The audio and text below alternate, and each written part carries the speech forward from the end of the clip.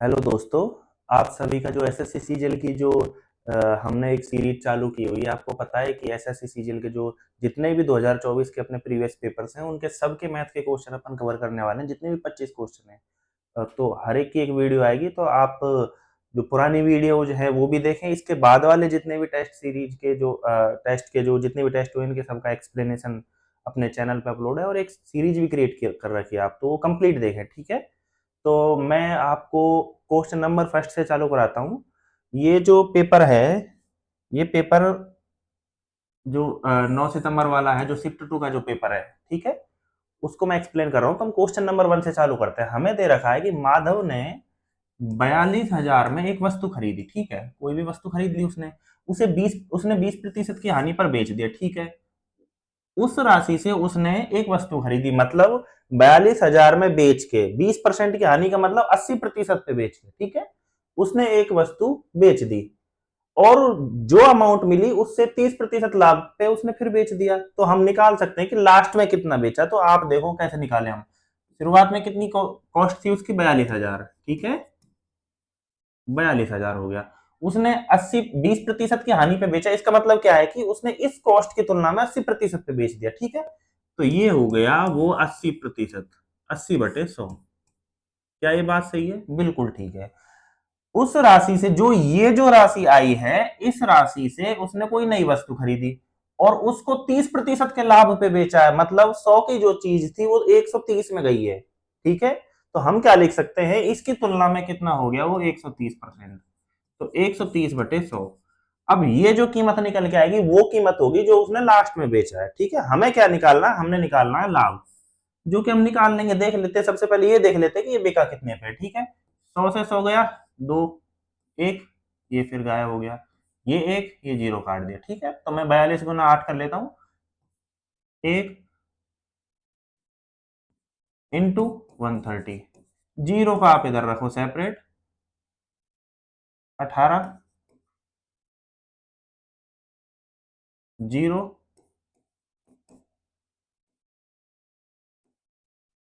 ये आ रहा है 8634, और लास्ट में आ जाएगा 0। अब आप देखो, लास्ट में जो उसने बेचा वो इतने ही अमाउंट का बेचा, और हमें पता है शुरुआत में हमारे पास कितनी कीमत थी? 42,000। तो इसका मतलब क्या हुआ? 42,000 को इसमें से घटा दिया, ये बचा 0, 8, 6 एंड 1। मतलब लास्ट में उसे कितने रुपए का लाभ हो जाएगा? लास्ट में लाभ हो जाएगा उसे 1680 रुपए का, ठीक है। नेक्स्ट क्वेश्चन कर लेते हैं। नेक्स्ट क्वेश्चन में क्या दे रखा है हमें? हमें दे रखा है एक बेलन की त्रिज्या है आर, दे रखी है 8 सेंटीमीटर का, ठीक है। ऊंचाई का मतलब एच, या फिर एल बोल दो, एच बोल देते हैं हम। एच दे रखी है हमें 14 सेंटीमीटर। तो बेलन का आयतन निकालना है। आपको पता है ये कोई बेलन रहा, ठीक है, इसकी ये हुई हाइट एच, ये हुई रेडियस इसकी आर। तो इसका वॉल्यूम क्या होगा? आयतन क्या होगा? आयतन ही निकालना है हमें। सेंटीमीटर क्यूब में दे रखा है, ये भी सेंटीमीटर, ये भी सेंटीमीटर में। तो ये हो जाएगा pi into R square into H. Pi की वैल्यू कितनी रख दें हम? वही लगभग 22/7 इंटू आर की वैल्यू क्या रखी है हमने? 8 सेंटीमीटर, मतलब 8 इंटू 8/एच इंटू एच। एच की वैल्यू कितनी है? 14। तो 7 से पहले 1 काट लो आप, ये 2 बार गया, ठीक है। 2 बार जाने के बाद में आप देखोगे 8 8 64 और दूनी 128। तो 128 को गुना करेंगे हम 22 से, तो ये आया 6, और ये 6 4, ये वो आया 2, फिर वही 6 4 2, ये आ जाएगा हमारे पास लास्ट में 6, 0। कुछ गलत किया है क्या? 7 दूनी 14, 2 64 दूनी 128, और हम 22 से मल्टीप्लाई कर रहे हैं, पाई आर स्क्वायर, सही है। 6 4, अच्छा 5 है, ये सॉरी 5 है, ये भी 5 है, ठीक है। ये 6 हुआ, ये 1 आया, 1 के बाद में ये आया 5 और 2 7 और 1 8, और लास्ट में आया 2, मतलब आया 2816। लास्ट में आंसर हो जाएगा हमारा। तो अब क्वेश्चन नंबर 3 कर लेते हैं। क्वेश्चन नंबर 3 में दे रखा है 7 साल पहले, ठीक है, प्राची की उम्र अपनी बेटी की उम्र की 4 गुना थी। 7 साल पहले की बात है। वर्तमान मान लो, वर्तमान प्राची की उम्र हमने मान ली P, और उसकी बेटी की उम्र हमने मान ली B, ठीक है। पहली बात, आज से 7 साल पहले का मतलब क्या हुआ कि P -7 इज इक्वल टू हो जाएगा, बेटे की उम्र को b माना है हमने, -7 इंटू 4। पहली बात ये हुई हमारी क्वेश्चन नंबर 1। अब क्या है कि अब से 4 साल बाद प्राची की उम्र अपनी बेटी की उम्र की 2.5 गुना हो जाएगी, 2.5 गुना होगी, ठीक है। तो अब के 4 साल बाद क्या होगा, p प्लस 4 किसके बराबर आ जाएगा, b प्लस 4 इंटू 2.5, ठीक है। ये इक्वेशन 2। मैं इसको अगर सॉल्व करूं, मैं इसको इधर ले लेता हूं, मैं अगर इसको सॉल्व करूं तो ये क्या हो जाएगा, p-7 इज इक्वल टू, इसको आप मल्टीप्लाई करो 4b -28, तो p की वैल्यू क्या हो जाएगी 4b। 7 को अगर मैं इधर लेके जाऊंगा तो प्लस में आएगा, और 28 में से 7 चले जाएंगे तो ये बचेगा -21। ये इक्वेशन नंबर 1 है। हम p की वैल्यू रख सकते हैं कहाँ पे, यहाँ पे। p की वैल्यू अगर मैं यहाँ पे रखता हूँ तो आप देखो ये हो जाएगा 4b -21 प्लस 4, ये p की वैल्यू थी, उठा के यहाँ पे रखी +4, ठीक है। इज इक्वल टू ये कितना था, 2.5 इंटू बी प्लस, आप अगर 4 को 2.5 से गुना करोगे तो ये आएगा 10, ठीक है। तो अब आप देखो ये इसको 2.5 बी को मैं इधर ले आता हूँ तो 4 में से ये चला जाएगा तो ये कितना बच जाएगा, 1.5 बी इज इक्वल टू, ये कितना बचा, 21 में से ये गया तो कितना बचा, ये 4 गए तो हमारे पास ये बचे 17 माइनस के, और माइनस के 17 अगर मैं इधर जाऊंगा तो ये कितने हो जाएंगे, प्लस का 17, ठीक है।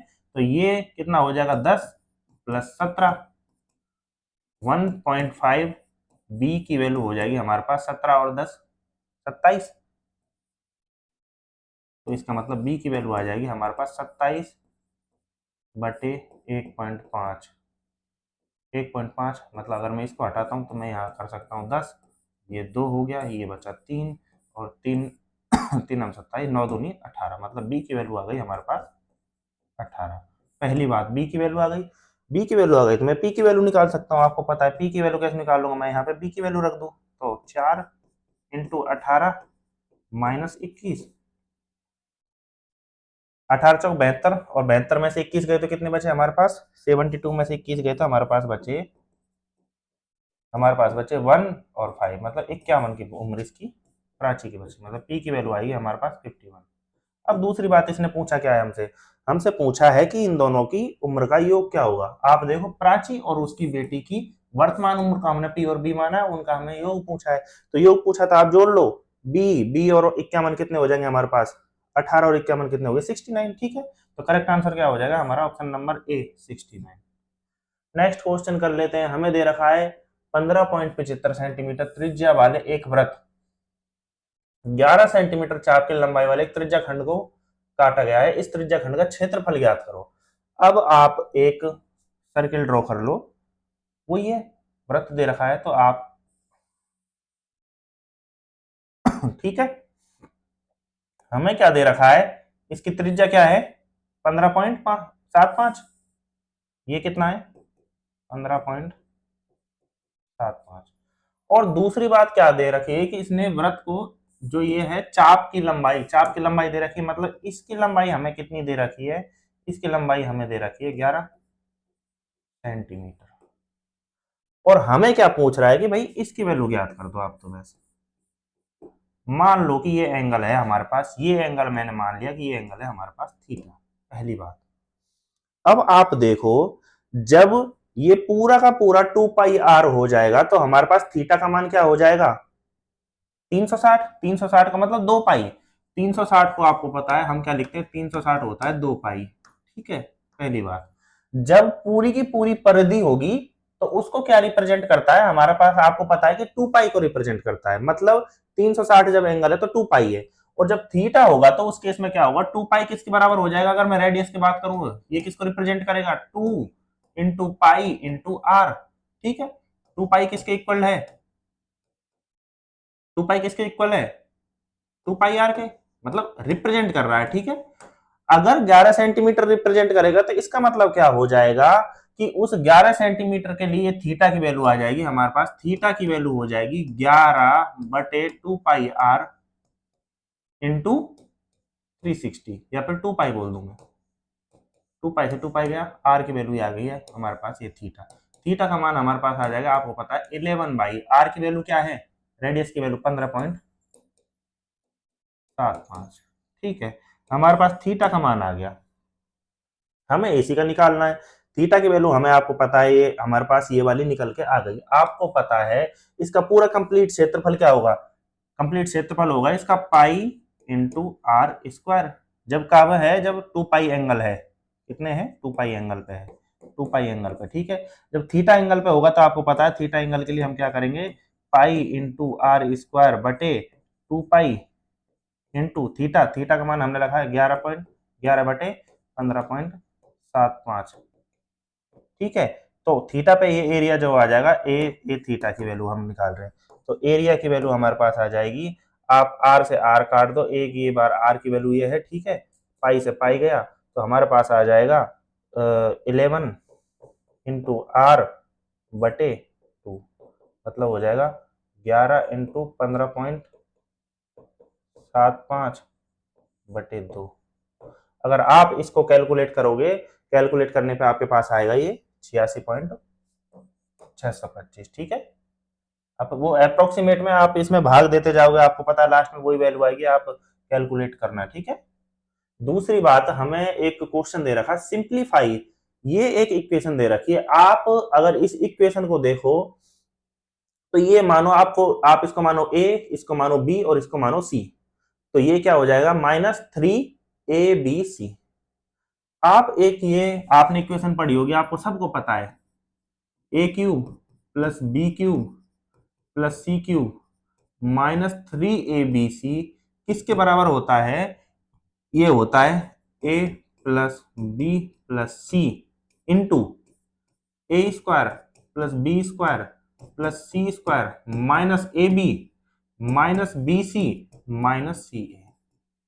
ये इसको मैंने खोल दिया यहाँ पे। ठीक है, बटे में हमें, आपको पता है हम किसका डिवाइड कर रहे हैं, वही आप देखो, A square plus B square plus C square minus A B minus B C minus C A, हम इसी संख्या से डिवाइड कर रहे हैं, तो A square plus B square plus C square minus A B minus B C minus C A. ठीक है, आप देखो जब आपने इसको खोला तो खोलने के बाद में ये पूरी की पूरी जो संख्या है ये इससे कट जाएगी, हम एबीसी के रूप में चल रहे हैं। ठीक है, तो लास्ट में हमारे पास क्या बचेगा, ए प्लस बी प्लस सी, तो मतलब इस पूरे व्यंजक का लास्ट में क्या आंसर आएगा, ए प्लस बी प्लस सी। तो हमने इसको ए माना, इसको बी माना और इसको सी माना, तो आप इनको सबको जोड़ दो। आप अगर इनको सबको जोड़ोगे तो आप देखो 8.3 प्लस 9.2 और लास्ट में हमारे पास 6.1, तो ये हो गए 6 और 9 और 6 15 और 15 और 8 कितने हो गए हमारे पास 23। तो करेक्ट आंसर होगा हमारे पास 23.6। ठीक है, option B. Okay, next question कर लो आप। नेक्स्ट क्वेश्चन बड़ा ही इजी क्वेश्चन है, ये तो सीधा सिंपल दे रखा है हमें, इसमें कोई बहुत ज्यादा कैलकुलेट करना नहीं है। हमें पता है एक इक्वेशन होती है sec square theta is equal to 1 plus 10 square theta, ये आपको पता है। हमें क्या दे रखा है, टेन थीटा का मान दे रखा है, इसका मतलब हमें सेक थीटा की वैल्यू निकालनी है। टी बोल दो या थीटा बोल दो, आप कुछ भी बोलो, इसमें टी दे रखा है, कोई बड़ी बात नहीं होती। अगर मैं सेक की वैल्यू निकालू तो मैं इसका इधर रूट ले जा सकता हूँ। आपको पता है सेक थीटा की वैल्यू क्या हो जाएगी, सेक थीटा की वैल्यू हो जाएगी √1 प्लस 10 स्क्वायर थीटा। बिल्कुल सही है, टेन थीटा की हमें दे रखी है वैल्यू, सेक थीटा की वैल्यू क्या हो जाएगी हमारे पास, sec theta is equal to √1 plus 10 theta की वैल्यू कितनी है, 1/3 का स्क्वायर। अब आप देख लो, अगर आप सेक थीटा की वैल्यू निकालोगे तो आप देखो √1 प्लस 1/9, अगर मैं इसका एलसीएम लूं तो ये यहाँ पे अंदर कितना आ जाएगा, मैं सीधा काट के लिख रहा हूं, ये आ जाएगा हमारे पास 10/9। 1/9 को मैं अगर इधर बाहर निकालूंगा तो ये क्या हो जाएगा हमारे पास, फिर मैं इसको वहीं से बाहर निकाल के देख रहा हूँ, ये हमारे पास बचेगा 1/3, मतलब क्या हो जाएगा √10/3। तो हमारे पास लास्ट में करेक्ट आंसर आ जाएगा √10/3। ठीक है, और नेक्स्ट क्वेश्चन कर लेते हैं हम। इसका करेक्ट आंसर वही, सी, क्लिक करने की जरूरत है नहीं, आपको सीधा सीधा दिख रहा है। हमें दे रखा है कि एक बिंदु P और S रेखाखंड QR के एक ही ओर है, जैसे कि एंगल PQR 90 डिग्री है, SRQ 90 डिग्री है और PQ is equal to SR है, तो सही का चयन करो। तो ठीक है, सबसे पहले हम देख लेते हैं कि एक QR लाइन दे रखी है, उसके एक ही साइड है P और S, दोनों एक ही साइड है, ये रही हमारी एक लाइन। हमने क्या बोला, इसका Q ये हो गया और R हो गया ये। और हमें दूसरी बात क्या दे रखी है कि ये दो पॉइंट हैं P, ये पॉइंट मान लिया, और एक S पॉइंट ये मान लिया, ये एक ही साइड में, बिल्कुल दूसरी बात भी करेक्ट हो गई। हमें क्या दे रखा है कि एंगल PQR, PQR ये क्या है 90 डिग्री, पहली बात। दूसरी बात हमें दे रखा है SRQ, SRQ भी क्या है 90 डिग्री, SRQ ये भी हमारे पास 90 डिग्री है। और तीसरी बात दे रखी है कि PQ is equal to SR, जो PQ है ना, PQ SR ये दोनों बराबर है। तो पहली बात ये हो गई, ये दोनों बराबर हो गए। अब आपको दो ट्रायंगल कंसीडर करने हैं। आप देखो ट्रायंगल नंबर फर्स्ट ये वाला, दूसरा ट्रायंगल नंबर 2 हो गया हमारे पास ये वाला। आप देखो इस ट्रायंगल का जो ये वाला बेस है, ये इसमें भी शामिल है, दूसरे ट्रायंगल में भी शामिल है। अगर मैं बेस की बात करूं तो ठीक है, इसका मतलब क्या हुआ, इस ट्रायंगल के दोनों बेस कॉमन हो रहे हैं। मैं 3 लाइन से डॉट कर देता हूं। ये आपको क्या लगता है, ये एक प्रॉपर्टी होती है, आपको पता है साइड एंगल साइड। अगर किसी त्रिभुज है या फिर मतलब बोलू ट्रायंगल है, उसको हमें समरूप दिखाना है, तो हमारे पास दो तरह की वो होती हैं, एक तो आरएचएस से होता है, एक साइड एंगल साइड से होता है। हमारे पास यहाँ पे दो साइड इक्वल है और एक एंगल कौन सा इक्वल है, क्यू, मतलब एस आर क्यू और पी क्यू आर। ये ट्रायंगल जो है ये हमारे पास बराबर बैठ रहे हैं। तो हमारे पास आप देखो जो ये आर मतलब जो पी क्यू आर, पहला हुआ पी क्यू आर, हमारे पास ये वाला एंगल बराबर है ना क्यू, क्योंकि क्यू बराबर है हमारे पास, आप देखो क्यू आर के बराबर है, तो क्यू आर के बराबर है। और किससे, किस प्रॉपर्टी से बराबर है, साइड एंगल और साइड। आप देखो ये साइड हो गया एंगल साइड, साइड एंगल और साइड, ठीक है। इस प्रॉपर्टी से हमारा करेक्ट आंसर कौन सा बैठ रहा है, हमारा करेक्ट आंसर बैठ रहा है ऑप्शन नंबर डी, ठीक है। अब कर लेते हैं हम क्वेश्चन नंबर 8। क्वेश्चन नंबर 8 में हमें दे रखा है कि एक वस्तु का अंकित मूल्य उसके क्रय मूल्य से 26% अधिक है, यदि 32% की छूट दी जाए तो कितनी हानि होगी। ठीक है, हमने मान लिया कि उस वस्तु का अंकित मूल्य है 100 रुपए, पहली बात 100 रुपए हमने मान लिया। तो उस वस्तु का आपको क्रय मूल्य मान लिया हमने, तो वस्तु का अंकित मूल्य क्या हो जाएगा, आपको पता 26% अधिक है, मतलब उसका अंकित मूल्य हो गया 126। अब हम इस पे 32% की छूट दे रहे हैं, तो 32% अगर मैं छूट दे रहा हूं तो इसका मतलब मैं उसको कितने पे बेच रहा हूं, 32% की मैं छूट दे रहा हूं, -32 कर रहा हूं, तो ये कितना आ रहा है, आपको पता है कितना आ रहा है, 68 आ रहा है। मैंने इतने की दी है उसमें छूट, तो मतलब क्या हुआ कि मैं इसको 68 डिवाइड बाई 100 इतने पे लास्ट में बेच रहा हूं। अब हम देख लेते हैं कि हमने 100 माना था, अब वो पता चल जाएगा कि अगर ये कम आ रही है तो सीधी सी बात है हानि हो रही है, और ये ज्यादा आ रहा है तो वैल्यू हमेशा आपको पता है कि वो प्लस में जा रहा है, इसका मतलब है कि वो उसमें फायदा हो रहा है। तो मैं इसको मल्टीप्लाई कर लेता हूँ, पहले तो 100 को तो हटा दो आप, 100 को तो पिक्चर इधर में अलग से कैलकुलेट कर लेता हूँ, 126 इंटू 68, ठीक है, 8 4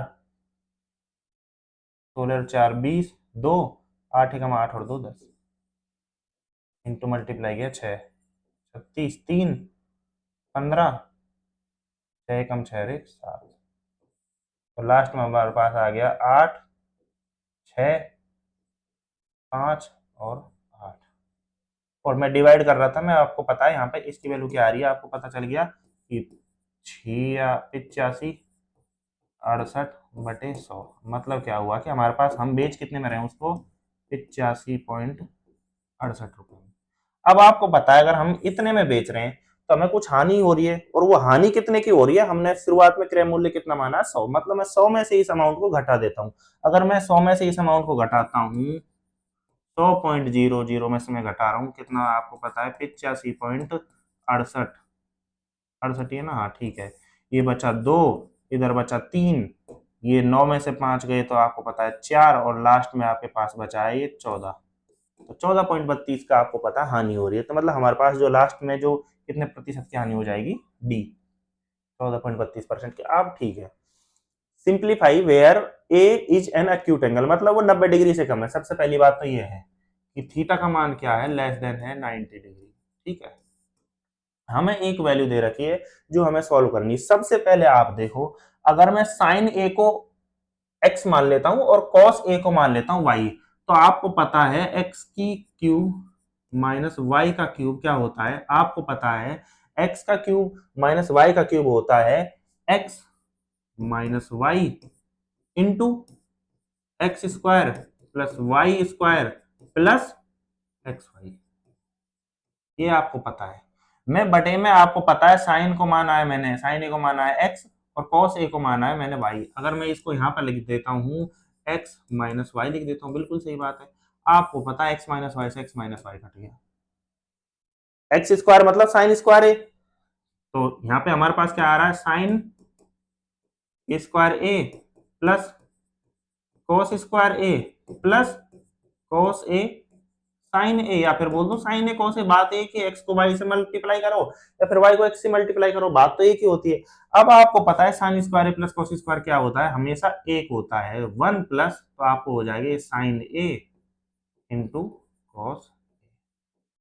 तो हमारा करेक्ट आंसर आ जाएगा option number A, one plus sine A cos A. ठीक है, नेक्स्ट क्वेश्चन कर लेते हैं हम। नेक्स्ट क्वेश्चन है हमारा, एक चार्ट दे रखा है, चार्ट में कारों के उत्पादन बताया हुआ कि भाई कारों का क्या प्रोडक्शन हो रहा है। तो अब आप देख लो, हमें दे रखा है 2021 में कुल उत्पादन इतना हुआ था, तो 2021 में डी प्रकार के कारों का उत्पादन दर्शाने वाले क्षेत्रों के केंद्रीय कोण क्या होगा। मतलब बोल रहा है कि ये 2021 में जो उत्पादन हो रहा है, जो डी प्रकार की कारों का हो रहा है, ये 2021 का उत्पादन है।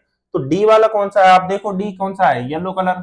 ये वाला जो 20% उत्पादन हो रहा है, हमें ये तो पता चल गया डी प्रकार की कारों का उत्पादन कितना है, 20%। तो आप वैसे तो ना देखो, इस वैल्यू की हमें जरूरत ही नहीं पड़ रही। पहली बात आपको पता है, आप सबको जोड़ के देखो, 40 और 20 60, 60 और 10 70, 70 और 20 90, 90 और 10 100, मतलब कंप्लीट 100% हो रहा है।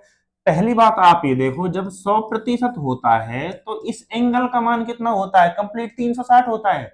यहां से यहां में अगर रोटेट कर दूं तो ये वैल्यू कितनी है, 360 है। पहली बात, जब एंगल एक हो जाएगा तो ये हो जाएगा 360 बटे 100। और जब आपको पता है वेटेज इसका 20 हो जाएगा, तो 20 से अगर मैं वेटेज से मल्टीप्लाई करूं तो आप काट लो, 36 दूनी 72, 72 डिग्री आ गया।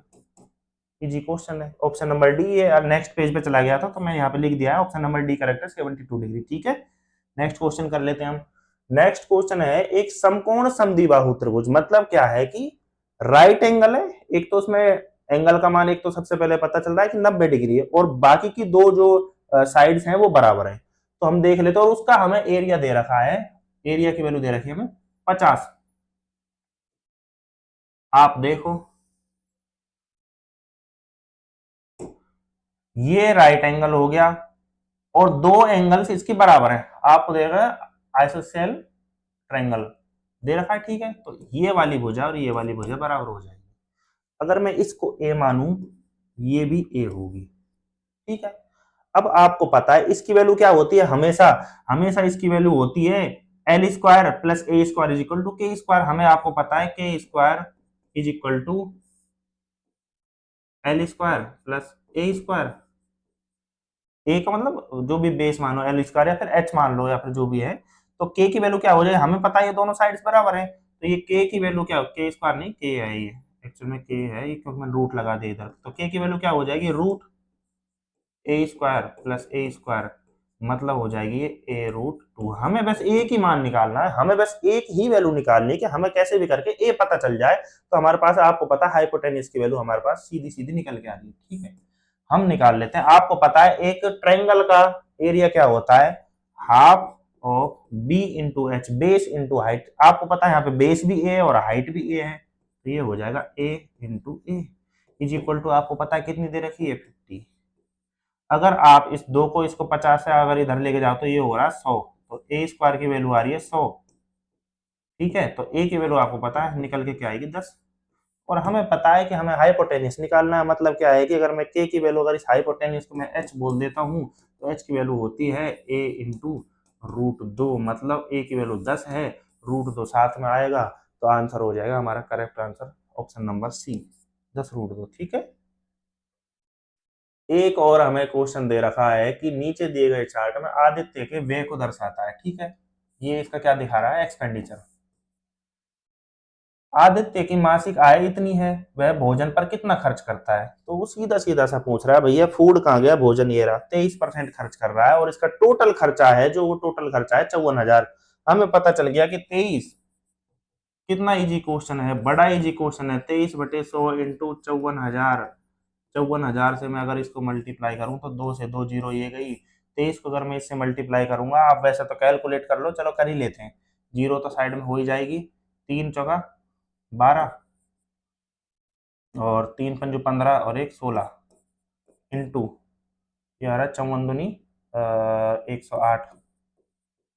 ठीक है, ये हो गया 2, 8 से 14 4, 1 और 1 2, 1 2, तो ये आ गया 12,420। मतलब करेक्ट आंसर आ रहा है हमारा ऑप्शन नंबर डी करेक्ट। ठीक है, अब हम कर लेते हैं क्वेश्चन नंबर 13। क्वेश्चन नंबर 13 में दे रखा है एक व्यक्ति प्रति माह 16,000 कमाता है और अपनी आय का 80% खर्च करता है, शेष राशि बचाता है, बाकी की जो 20% है वो बचा रहा है। ठीक है, यदि उसकी आय में 20% की और व्यय में 10% की वृद्धि होती है तो उसकी बचत में वृद्धि का अनुपात ज्ञात करो। ठीक है, सबसे पहले आप देख लो, मान लो कि हमें 16,000 दे रखी है, हम इसको 100 मान लेते हैं। माना हमने, क्योंकि हमें लास्ट में परसेंटेज कैलकुलेट करनी है तो उससे कोई मायने नहीं रखता। अगर वो वैल्यू पूछता तो हाँ मैं बिल्कुल एग्जैक्टली कैलकुलेट करते हुए आता। ठीक है, 100 माना है तो 100 तो होगी इसकी कमाई, पहली बात, इनकम। दूसरी है खर्च, जो है खर्च की वैल्यू दे रखी है उसने 80%, मतलब 80% हो गई इसकी खर्च। बाकी के बचे 20%। 20% क्या है इसके, आपको पता है, जो इसके राशि में जो बचत है। ठीक है, अब इसने बोला है कि यदि उसकी आय में 20% की बढ़ोतरी होगी, यहां से अगर हम दूसरी स्टेप की बात करें तो ये इसमें 20% की बढ़ोतरी हो रही है, मतलब 100 की बजाय इसकी आमदनी हो गई अब 120। और वो क्या कह रहा है कि व्यय जो है, जो खर्चे हैं, उसमें 10% की वृद्धि और हो जाती है।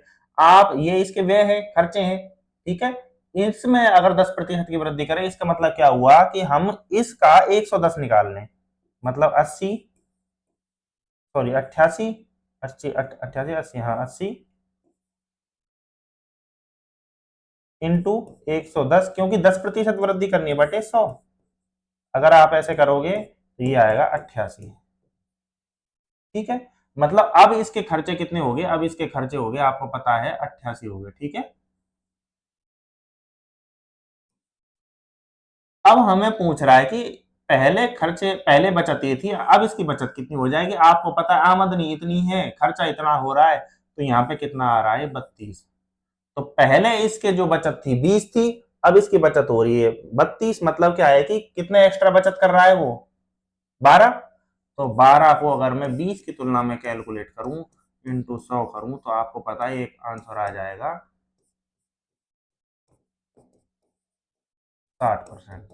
ठीक है, तो मतलब क्या है कि लास्ट में जो उसकी बचत में वृद्धि हो जाएगी वो हो जाएगी 60%। ठीक है, नेक्स्ट क्वेश्चन कर लेते हैं।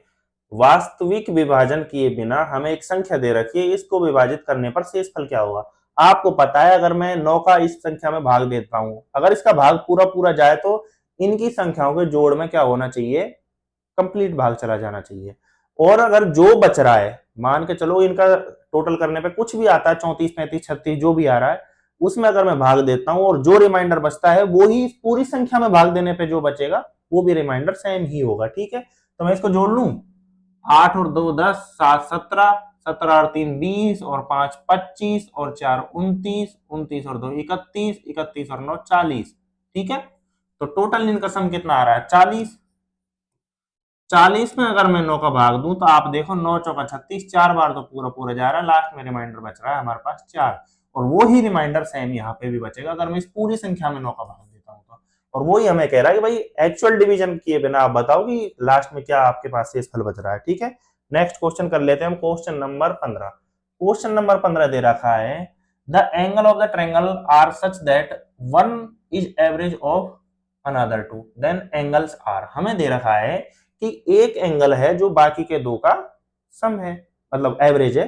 तो आपको पता है अगर कोई एंगल, वो एवरेज एंगल को मैं मान लेता हूं एक्स, तो बाकी के दो एंगल क्या होंगे, हम उनको क्या मान लेंगे, एक्स प्लस डी। वो कुछ एक डी तो ज्यादा होंगे और डी ही कम होंगे। अब आप अगर इसका और इसका एवरेज निकालोगे तो आपको पता है वो आएगा हमेशा एक्स। ये बात आप ध्यान रखना। ठीक है, हमारे पास तीन एंगल हो गए और आपको पता है एक ट्रायंगल है, तो ट्रायंगल के सारे एंगल का योग कितना होता है, 360 होता है। तो 360 नहीं, 180 होता है। ठीक है, आपको ये बात पता चल गई। 180 होता है, तो अगर मैं इनको जोड़ूं डी से, डी कट जाएगा, तो ये हो जाएगा 3x इज इक्वल टू 180। 180 होता है। वैसे अगर हमें आंसर्स यहाँ पाई में दे रखे हैं तो 180 किसके बराबर होता है, पाई के बराबर होता है। ये अगर मैं पाई लिख देता हूँ वैसे, तो x की वैल्यू हो गई पाई बाई 3। तो हमें पहली बात तो ये पता चल गई कि उनमें से एक एंगल तो पाई बाई 3 होगा। सही बात है। तो एक एंगल पाई बाई 3 आप देख लो, एक तो इसमें भी है, इसमें भी है, इसमें भी है और इसमें भी है। भाई हमें अभी तो कोई तो क्लियर हुआ नहीं कि भाई कौन सी स्थिति है। दूसरी बात हमें क्या पता चल रही है कि बाकी के जो पाई बाई जो 3 है उससे कोई संख्या कुछ तो ज्यादा होगी और सेम अमाउंट में ही वो ज्यादा होगी और सेम अमाउंट में ही वो कम होगी। सीधी सी बात है। दूसरी बात हमें ये पता चल रही है। तो हम एक ऑप्शन ये अगर कैलकुलेट करके दें, क्या आप देखो, क्या ये दोनों बराबर हो सकते हैं कि दो एंगल, तो ये ऑप्शन तो होगा ही नहीं। हमें ये देखना है कि पाई बाई 3 से ज्यादा और पाई बाई 3 से कम, अगर ये दोनों संख्या बराबर हैं तो हमें पता चल जाएगा भाई वो एंगल है उसमें। तो हम एक बार निकाल लेते हैं पाई बाई 3 से, ये देख लेते हैं ये कितना कम पड़ता है। तो pi by 3 minus pi by 6, आप कैलकुलेट करो यहाँ कितना आ रहा है, 18, ये आ रहा है 6 माइनस 3 तो ये 3/18 मतलब 1/6 मतलब पाई बाई 6 आ रहा है। पहली बात तो इन दोनों का जब फर्क निकालते हैं, अब हम इन दोनों का निकाल लेते हैं। अगर इन दोनों का निकालते हैं तो pi by 2 minus pi by 3 वही 6, 3 माइनस 2 मतलब पाई बाई 6। मतलब यहाँ पे भी डिफरेंस है हमारा, यहाँ पे भी डिफरेंस है हमारा। अगर मैं इसमें से इसको घटाता हूँ और इसमें से इसको घटाता हूँ तो दोनों केस में मेरे पास डिफरेंस है हमारा, और वो ही मुझे चाहिए। आपको पता है एक तो ज्यादा है, जितनी अमाउंट जितनी यहाँ पे कम है उतनी ही अमाउंट ये यहाँ पे जाता है। बाकी की और एंगल्स में इस तरह की सिचुएशन नहीं बैठेगी। तो हमारा जो करेक्ट आंसर होगा, करेक्ट आंसर हो जाएगा ऑप्शन नंबर फर्स्ट। फर्स्ट का मतलब जो है डी है, जो डी में 1 दे रखा है, तो यही करेक्ट हो जाएगा। ठीक है, नेक्स्ट क्वेश्चन कर लेते हैं। मान लीजिए एक व्रत है, ठीक है, सी एक व्रत है मान लिया हमने, जिसका केंद्र है ओ और पी सी का बाहरी बिंदु है। पी है ना, जो सी जो अपना सर्कल है, सर्कल के कोई बाहर पॉइंट है पी, ठीक है। मान लीजिए पी ए और पी बी सी को स्पर्श करने वाली दो रेखा हैं जिनमें ए और बी क्रम से स्पर्श बिंदु है। यदि पी ए और पी बी एक दूसरे को 60 डिग्री के कोण पर झुकाए हुए हैं तो हमें एक एंगल निकालना पी ओ ए। सबसे पहले मैं यहाँ पे ड्रॉ कर लेता हूँ। ड्रॉ कर लिया मैंने, मान लिया कि ये है मेरा एक सर्किल सी। हमें दे रखा है इसका केंद्र बिंदु है भाई क्या, ओ। दूसरी बात दे रखी है कि एक पी पॉइंट है जो बाहर है, ठीक है। मान लीजिए पी ए और पी बी सी पर स्पर्श रेखा, मतलब जो हमारा सी जो ये है इस पर एक स्पर्श रेखाएं हैं, मतलब टेंजेंट्स हैं ये तो हो गया हमारे पास। क्या आ रहा है, ये तो आ रहा है हमारा बी मान लो या फिर ए मान लो, कुछ भी मान लो, ये पॉइंट आ रहा है ए। हमें पता है जब भी कभी जो कोई टेंजेंट होती है वो हमेशा 90 डिग्री पर काटती है। ये 90 डिग्री हो गया, और इसको अगर हम इस पे टच करेंगे तो ये भी अपने आप में 90 डिग्री हो गया। ठीक है, नेक्स्ट चलते हैं। ए और बी स्पर्श बिंदु है, तो पता चल रहा है कि पी ए और पी बी एक दूसरे को 60 डिग्री पे काट रहे हैं। जो पी ए और पी बी हैं ये कितने डिग्री पे काट रहे हैं, 60 डिग्री पे। मतलब ये वाला जो टोटल एंगल होगा वो होगा 60 डिग्री। तो हमें क्या पूछ रहा है, पी ओ ए। हमें पूछ रहा है भैया पी ओ ए, मतलब हमें पूछ रहा है ये वाला एंगल क्या होगा, ये निकालना है हमें। तो आप देखो ये कितना है, 60, मतलब ये बराबर पार्ट में बटेगा। मैं इधर ड्रॉ कर देता हूँ, ये कितने पार्ट में बटेगा बराबर, मतलब ये हो गया 30 डिग्री। क्या ये बात सही है, ये भी हो गया 30 डिग्री, जब तो दोनों 60 मिलेंगे क्योंकि बराबर पार्ट में बांटेगा। हमें पता चल गया कि भैया ये है 90 डिग्री। ये देखो ये अपने आप में क्या है, ट्रायंगल है। ट्रायंगल की हमें दो थीटा के वैल्यू पता है, दो एंगल्स का मान पता है, और हमें पता है कि जो त्रिभुज होता है उसके सारे एंगल्स का योग कितना होता है, 180। मतलब हम क्या लिख सकते हैं, थीटा प्लस दूसरा एंगल क्या है 30 डिग्री प्लस तीसरा एंगल क्या है 90 डिग्री। ये किसके बराबर आ जाने चाहिए, 180 के बराबर। आप देखो 9 और 3 12, 120, 180 में से अगर मैं 120 घटाऊंगा तो थीटा की वैल्यू आ जाएगी 60 डिग्री। मतलब करेक्ट आंसर जो हो जाएगा हमारा वो हो जाएगा ऑप्शन नंबर बी, 60 डिग्री। ठीक है, नेक्स्ट क्वेश्चन दे रखा है, वर्तमान में ए की आयु बी से 3 गुना है। वर्तमान की जो आयु है हम उसकी कंपेयर कर रहे हैं, सीधा सीधा दे रखा है। जो सी है बी से 5 वर्ष बड़ा है, तो हम रिलेट करते हुए चलते हैं, बाकी के जो कैलकुलेट पूछेगा हम निकाल देंगे। ठीक है, ए की आयु बी से कितनी है, 3 गुना। तो भैया ए की आयु हमें दे रखी है बी की गुना 3 मतलब 3b। पहली बात, ये इक्वेशन फर्स्ट हो गई। सी है जो बी से 5 वर्ष बड़ा है। सी हमने क्या बोल दिया, सी हो गया जो बी से 5 वर्ष बड़ा है। जो जो कहता जा रहा है वो मानते जाओ। दूसरी बात मान ली हमने, ए बी सी की आयु का योग हमें 75 दे रखा है, मतलब A plus B plus C is equal to 75। अब हमसे क्या पूछा है, 5 वर्ष पहले बी की आयु, 5 वर्ष पहले किसकी आयु, बी। तो बी की वैल्यू 5 वर्ष पहले क्या आयु होगी, बी माइनस 5। क्या ये बात सही है, बी माइनस 5। अब से 3 वर्ष बाद ए की आयु का अनुपात, हमें क्या है, इसका अनुपात किससे निकालना है, अब से 3 वर्ष बाद किसकी, ए की आयु, मतलब ए की वैल्यू अब से 3 वर्ष बाद क्या हो जाएगी, ए प्लस, ये रेशो निकालना है। आप देखो, मैं इस इक्वेशन में ए को रख देता हूं यहाँ पे, और सी की वैल्यू भी रख देता हूं यहाँ पे, तो बी निकल के आ जाएगा। हमें यही तो निकालना है, बी निकल जाएगा, बी का रखे हम ए निकाल लेंगे। बड़ा सीधा सा है। देखो 3 वेरिएबल दे रखे हैं, 3 इक्वेशन दे रखी हैं, तो सीधी सी बात है, तीनों वेरिएबल्स की वैल्यू निकल के आ जाएगा। जो हमसे उसने पूछा वो हम निकाल के दे देंगे उसको। सबसे पहले हम इस इक्वेशन में ए का मान यहां से रख रहा हूं, किसमें, इक्वेशन नंबर 3 है इसमें रख रहा हूं 3b, ए की जगह रख दिया मैंने 3b प्लस बी, तो बी है ये, ठीक है भाई, बी को तो हमें निकालना ही है। सी की जगह भी मैं क्या रख देता हूँ, सी की जो वैल्यू बी प्लस 5 है, यहाँ पे भी मैं रख देता हूँ b plus 5 is equal to last में कितना है हमारे पास, हमें पता है कि भाई ये है 75। तो आप जोड़ो 3b, बी और बी, ये कितना आ रहा है 5b। 5b, इस 5 को मैं अगर इधर इधर ले जाता हूँ तो ये कितना आ रहा है 70। तो बी की वैल्यू हमारे पास कितनी आ गई, 70/5 मतलब 14। पता चल गया हमें भैया बी की वैल्यू। हमें बी की वैल्यू यहाँ पे रख देंगे, और ए और निकालना है हमें, तो ए की वैल्यू पहले निकाले। तो ए पता है आपको बी की तुलना में कितना गुना, 3 गुना, मतलब ए की वैल्यू क्या आ जाएगी, ए की वैल्यू निकल के आएगी 14 42। 3 गुना करेंगे तो 14 × 3, ठीक है, 42 निकल के आ गई, ये भी हमें पता चल गया। अब हम बी की जगह क्या रख देते हैं, 14 माइनस 5। इसका रेशो निकालना किससे, ए की वैल्यू हमें पता है 42 प्लस 3, ये कितना आ रहा है, 14 में से 5 गए तो 9, और 42 और 3 45, 9 का भाग दो आप इधर दोनों साइड, ये बचा 1, और 9 5 45, तो 1:5। करेक्ट आंसर क्या हो जाएगा, आपको पता है, option number D, 1:5। Okay, next question दे रखा है, एक लड़के के छात्रावास के 3 मेस कर्मचारी राहुल, सुनील और विपिन का मासिक का 3 महीने का मासिक वेतन निम्नलिखित तालिका में दिया हुआ है। ये रही भाई तालिका।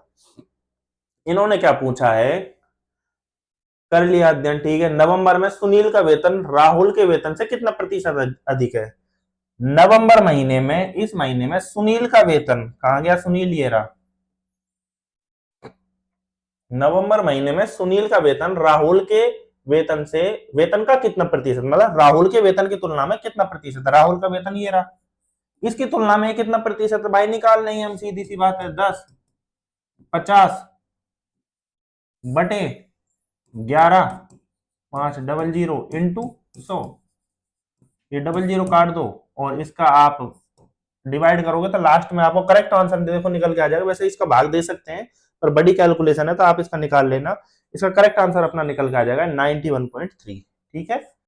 नेक्स्ट क्वेश्चन दे रखा है हमें कि x y के व्युत्क्रमानुपाती, हमें दे रखा है कि जो x है जो y के व्युत्क्रमानुपाती, मतलब x इनवर्सली प्रोपोर्शनल है y के। जब आपको पता है ये हटाता है तो हम एक कांस्टेंट k इंट्रोड्यूस करते हैं, मतलब k अगर मैं यहाँ पे रखूं तो x हो जाएगा हमारा k बाई y, या फिर मैं बोल दूं y क्या हो जाएगा, y हो जाएगा हमारा k बाई x, क्योंकि एक दूसरे के विरुद्ध कौन मान पाते हैं। वो सीधी सी बात है, अगर मैं y को इधर लेके जाऊंगा k का डिवाइड कर दूं तो आपको पता है y की वैल्यू भी k बाई x आ गई। तो पहली बात इसकी सुन लेते हैं, y 6 होने पर x का मान क्या है 2। जब y हमारा 6 है तो हमारा x का मान क्या है 2, मतलब k बाई 2, ठीक है। तो x की मान जब 3 होगा तो हमारे पास y की वैल्यू क्या आ जाएगी, आपको पता है यहां से k की वैल्यू क्या निकल के आ रही है, k की वैल्यू निकल के आ रही है 12। तो k की वैल्यू तो हमारे पास निकल के आ गई। तो हमें पता चल गया कि y की जो इक्वेशन होगी वो होगी 12/x। ठीक है, हमें दे रखा है जब x का मान 3 हो जाएगा तो y का मान क्या होगा, x का मान यहाँ पे 3 रख दो। जब y की वैल्यू क्या हो जाएगी हमारे पास, आपको पता है 12 में अगर मैं 3 का डिवाइड करूंगा तो y का मान आ जाएगा हमारे पास 4। ठीक है, करेक्ट आंसर होगा सी। नेक्स्ट क्वेश्चन कर लेते हैं। यदि 5,000 रुपए की राशि 3 वर्षों के लिए 15% की साधारण ब्याज की दर से ली जाती है, भाई ले ली पहली बात, और 8,000 रुपए की अन्य राशि 4 वर्षों के लिए 12% की साधारण ब्याज की दर से ली जाती है, तो भुगतान किए गए ब्याज का धनात्मक अंतर ज्ञात करो। तो दो वैल्यू दे रखी, पहला ब्याज निकालना है हमें, सीधा सीधा सा है, मूलधन गुना दर गुना समय बटे 100। मूलधन कितना है आपको पता है 5,000, गुना रेट क्या है 15, इंटू टाइम 3 वर्ष बटे 100। पहला आ जाएगा, यहाँ पे ब्याज को मैं बोल दूं B1। ठीक है, अगर मैं इसको यहां से किया 15 से 45, और आप देखो 45 इंटू कितना है 5, 5 2 5 24 2 22, तो ये आ जाएगा हमारे पास 22,50 पहला ब्याज। दूसरा हम निकाल लेते हैं, 8,000 रुपए का 4 साल के लिए दे रहे हैं हम, कितने के इंटरेस्ट रेट से, 12 से, तो B2 की वैल्यू क्या आ जाएगी, वही सेम 8,000 की अमाउंट है, इंटू 4 साल के लिए है, इंटू 12 बटे वही सेम टू सेम 100, 2 जीरो गई, 48, 48 इंटू 8 32 और 6 38, तो ये हमारे पास जो B2 निकल के आ जाएगा वो हो गया 38240।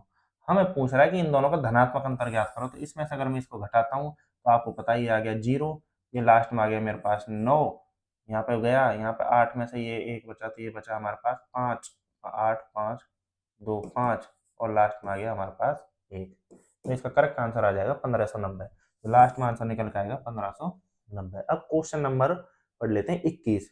21 में दे रखा है वरुण और संदीप एक ही स्थान से एक दिशा में एक ही समय पर इतने मीटर, कितना 1635 मीटर की लंबे वृत्ताकार ट्रैक पर क्रम से, ये तो इसकी स्पीड रही भाई वरुण की, और दूसरी स्पीड रही संदीप की, 108 किलोमीटर प्रति गति से रेत से निकलते हैं, तो कितने समय के बाद वो पहली बार मिलेंगे। हमें क्या पूछ रहा है कि कितना टाइम होगा कि जब वो एक दूसरे से मिलेंगे। तो सबसे पहले वृत्ताकार वो है अपना पथ, तो हम एक ही ये कैलकुलेट कर दिया। ठीक है, दूसरी बात हमें दे रखा है कि इसकी जो टोटल जो वो है कितना लंबा है, ये इसकी जो पेरीफेरी है, पेरीफेरी की लंबाई आपको दे रखी है 1635।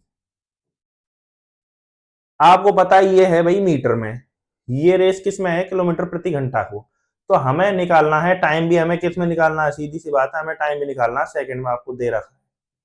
तो हम क्या करते हैं, इस जो स्पीड को है इसको कैलकुलेट कर लेते हैं मीटर पर सेकंड में। आपको पता है मीटर पर सेकंड में निकालने के लिए 5/18 से मल्टीप्लाई करते हैं। तो मैं अगर इसको 90 को 5/18 से अगर करूं, यहीं पे कर देता हूं, मैं आपको दिखा देता हूं, 18 पंजू 90, 5 पचम 25, मतलब इसकी स्पीड तो आ गई, जो पहला जो वरुण है, वरुण की स्पीड आ गई अपने पास 25 मीटर पर सेकंड। ठीक है, आप इसको अगर कैलकुलेट करोगे तो वही सेम टू सेम ये आ जाएगी आपके पास, इंटू 5/18 करोगे, ये आ जाएगी 8 5 6, मतलब ये आ जाएगी आपके पास 30। तो जो संदीप की स्पीड है, संदीप की है 30 मीटर पर सेकंड। ठीक है, दूसरी बात हो गई, आपको पता है दोनों एक ही डायरेक्शन में चल रहे हैं भैया, ये हमारा पहला पॉइंट रहा, यहां से वरुण भी निकला और यहां से संदीप भी निकला, वरुण और संदीप एक दिशा में चल रहे हैं। तो आप देखो ये दोनों एक दिशा में भागते आएंगे, भागते आएंगे, 1 2 चक्कर 3 चक्कर, जितने भी चक्कर लगाएंगे लगाते रहेंगे, और ये पूछ रहे कि एक दूसरे से कितने टाइम पीछे मिल जाएंगे। सबसे पहले तो आप देखो ये एक दूसरे की तुलना में कितनी स्पीड से भाग रहा है, भाई ये इसकी तुलना में 5 की रेट से ज्यादा भाग रहा है, 5 की रेट से ज्यादा भाग रहा है। हमें ये तो पता चल गया कि 5 की रेट से ज्यादा भाग रहा है। जब ये आगे चलते जाएंगे तो इन दोनों का डिफरेंस बढ़ता जाएगा, बढ़ता जाएगा, पर जब एक पूरा चक्कर कंप्लीट हो जाएगा, मतलब इनकी दोनों की डिफरेंस स्पीड से जब एक रेस पूरी हो जाएगी, मतलब ये वैल्यू कवर हो जाएगी, तो वो जो समय होगा उस टाइम पे आके फिर दोबारा मिल जाएंगे। मतलब क्या हुआ कि 5 की जो रेस है, अगर उससे मैं ये कवर करूंगा तो 1635/5। मैं अगर इसको कैलकुलेट करूंगा तो आप देखो ये आ रहा है 5 ते 15, बचे 1, 10, 2, 5 दूनी 10 और 5 सत्ते 35। ठीक है, तो मतलब हमारा 327 सेकंड के बाद में ये एक दूसरे से आके फिर दोबारा मिल जाएंगे। ठीक है, तो करेक्ट आंसर हो जाएगा हमारा 370। अब हम क्वेश्चन 22 डिस्कस कर लेते हैं। हमें दिया हुआ है कि पाइप हैं एम, एन और एस, एक टैंक को क्रम से 25, 50 और 100 मिनट में भरते हैं। तो हम इनकी जो क्षमता है, जो कैपेसिटी है वो निकाल सकते हैं। एम की हो गई, एन की और एस की। ठीक है, एम की हो गई 1/25, इसकी 1/50 और इसकी 1/100। ठीक है, ये तो तीन बात हो गई। शुरुआत में पाइप एन और एस 10 मिनट तक खुला रखा जाता है। ठीक है, हम मान लेते हैं कि ये सारा काम एक कंप्लीट हो जाने वाला है इस टाइम फ्रेम में। टोटल काम मतलब एक टंकी भर जाएगी हमारी यहाँ से चालू होकर यहाँ। उसमें बोला है कि शुरुआत की 10 मिनट में, शुरुआत के 10 मिनट में कौन कौन चालू है, एन और एस चालू है। ठीक है, एन और एस चालू है, एन है और एस है। मान लो कि एक दूसरा टाइम फ्रेम टी आ गया यहाँ पे। उन्होंने बोला है कि फिर पाइप एन को बंद कर दे और पाइप एन को बंद कर दिया जाता है जबकि एम को खोल दिया जाता है। तो यहाँ पे एन है नहीं, एम है और एस है। ठीक है, एस तो चल ही रहा है। लास्ट में क्या कह रहा है, जबकि पाइप एम को खोल दिया जाता है जब टैंक ओवरफ्लो होने से 15 मिनट पहले पाइप एस को भी बंद कर दिया। भाई ये 15 मिनट पहले यहाँ पे जब टैंक ओवरफ्लो होने वाला उससे पहले एम को भी बंद कर दिया। तो यहाँ पे लास्ट में रह गया हमारे पास पाइप एम को खोल दिया जाता है और एस को बंद कर दिया है, सॉरी। लास्ट में हमारे पास यहाँ पे एम बच जाएगा। ठीक है, तो पाइप, ये सिचुएशन है। आपको पता है ये सारा काम मिलके कंप्लीट काम एक हो जाना है। मान लो कि 10 है, ये हमारे पास टाइम। एन की कैपेसिटी क्या है, 1/50, 1/50 प्लस एस की 1/100 प्लस टी इंटू एम की कैपेसिटी क्या है 1/25 प्लस एस की 1/100 प्लस 15 मिनट तक कौन सा पाइप काम कर रहा है, एम। एम की कैपेसिटी क्या है 1/25 इज इक्वल टू 1। मतलब कंप्लीट काम सारा मिलके हमारे पास लास्ट में एक काम हो जाना है। ठीक है, तो हम निकाल लेंगे या फिर मैं एक काम करता हूँ, इसको 100 से मल्टीप्लाई कर देता हूँ सारी इक्वेशन को। मैं 100 से मल्टीप्लाई करूंगा तो आप देखो, अगर मैं 100 अंदर लेके जाऊंगा तो यहाँ पे बचेगा 2 और यहाँ पे बचेगा 1। तो 10 गुना ये हो गया 2 प्लस 1, पहली बात, प्लस टी इंटू यहाँ पे बचेगा 4 प्लस यहाँ पे 1 रह जाएगा, प्लस में 15 इंटू यहाँ पे हो जाएगा 4 इज इक्वल टू 100, क्योंकि उधर भी 100 से मल्टीप्लाई किया और दोनों साइड 100 से मल्टीप्लाई कर दिया। तो ये आ रहा है 30, ये आ रहा है 5t। तो 5t प्लस 30 प्लस में ये कितना आ रहा है 60 प्लस 60 इज इक्वल टू 100। ये आप देखो ये है 90, जब 90 इधर जाएगा तो नेगेटिव हो जाएगा, मतलब 5t की वैल्यू क्या आ जाएगी अपने पास 10। तो 5t क्या हो जाएगा हमारे पास 10। तो t की वैल्यू क्या हो जाएगी 2 मिनट। ठीक है, टी की वैल्यू हमारे पास निकल के आ गई। आपको पता है टी की वैल्यू क्या आ रही है 2। अब आप देखो टोटल टाइम कितना लगेगा, 10 मिनट और 2 12 और 12 और 15 27। मतलब हमारा जो कंप्लीट जो है ये टैंक, ये कितने टाइम में भर जाएगा 27 मिनट में। ठीक है, यही पूछा है हमें। लास्ट में देखो सिंप्लीफाई द फॉलोइंग, हमें इसको सिंप्लीफाई करना है। तो आप देखो सबसे पहले हम डिवाइड को सॉल्व करते हैं, फिर मल्टीप्लाई को, फिर उसके बाद में प्लस या माइनस जो भी हम उनको सॉल्व कर लेते हैं लास्ट में। आप इसको पहले सॉल्व करेंगे और इसको पहले सॉल्व करेंगे। ठीक है, तो मैं यहाँ लिख लेता हूँ 21 माइनस 4.9/7 प्लस 3.4। मैं इसको मल्टीप्लाई ही कर लेता हूँ, चेक कर लेता हूँ कि एक वैल्यू क्या है। ठीक है, 3.9 इंटू 0.4।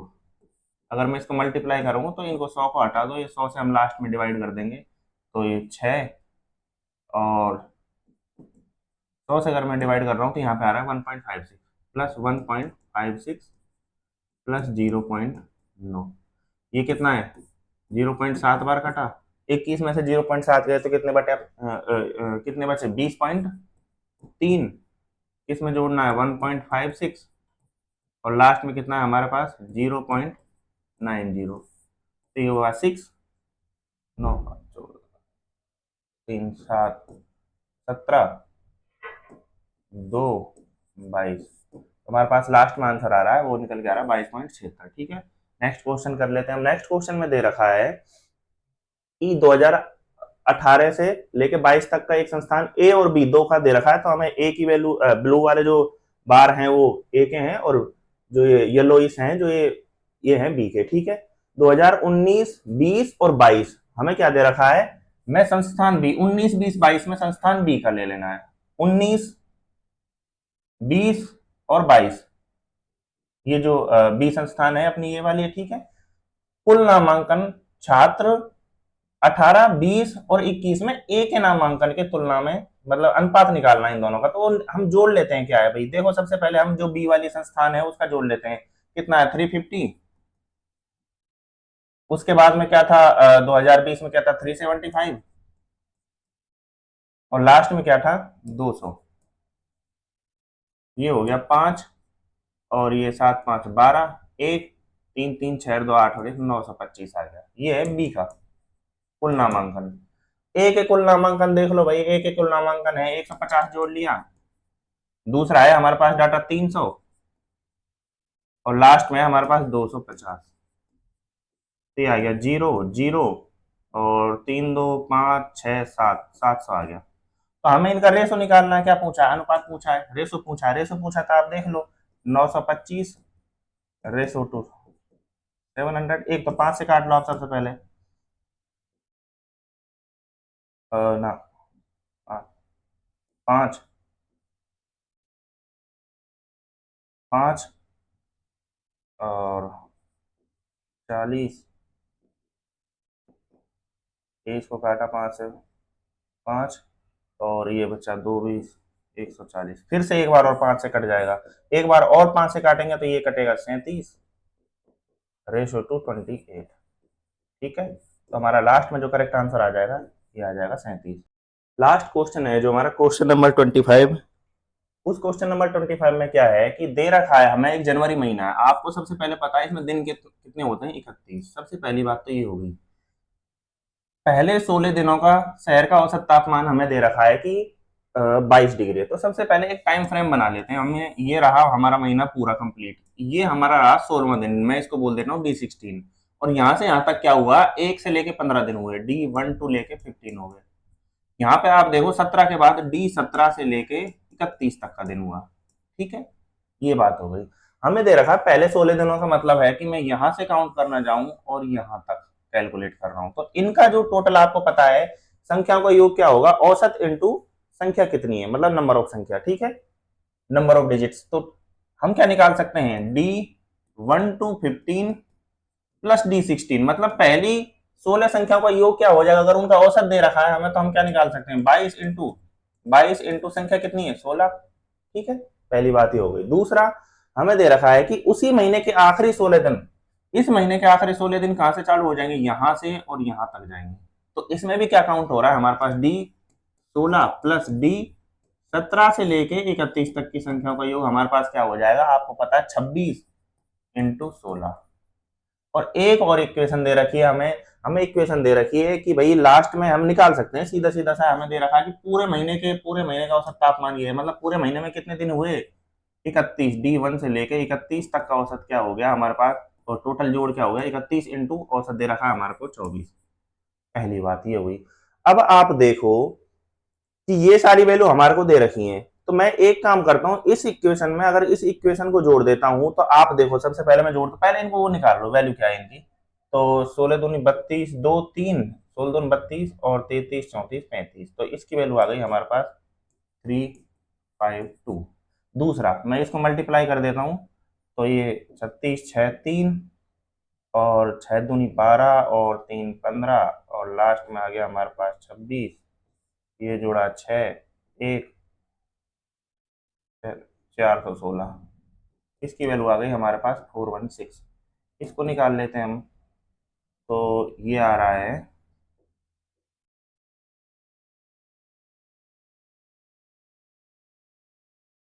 ये आ रहा है हमारे पास 4, 4 और 7। ठीक है, तो ये सारी हमारे पास वैल्यू निकल के आ गई। अब आप देखो, अगर मैं इक्वेशन में इसको 1 दे दूं, इसको 2 दे दूं, अगर इन दोनों को मैं जोड़ दूं, तो हमारे पास क्या हो रहा है कि D1 से लेके 15 प्लस D16 प्लस, मैं इसको ले लेता हूं D17 से लेके 31 plus d 16 is equal to क्या आ रहा है इन दोनों का सम 352 प्लस 416। क्या ये बात सही है? बिल्कुल सही है। अब आप देखो ये वैल्यू क्या है, ये यहां से यहां तक की अपने आप में D1 से लेके 31 है, क्योंकि 15 तक हो गया, फिर 16 हो गया, फिर 17 से लेके 31 तक हो गया, और D1 से लेके 31 का हमें जोड़ दे रखा है कितना, 744। तो 744 प्लस D16 मतलब डे 16 की value plus is equal to क्या आ रही है हमारे पास, इन दोनों का जोड़ आ रहा है 6 2 8, और ये हुआ 5 और एक 6, 4 3 7, 768 आ रहा है। अगर आप इसको इसमें से घटाओगे, D16 की वैल्यू क्या आ रही है, आप घटाओ इसको, वैल्यू आ रही है 4, 16 में से 2 गए तो 4 नहीं, हाँ 4, और इसमें से ये 2 गए तो वैल्यू आई 2।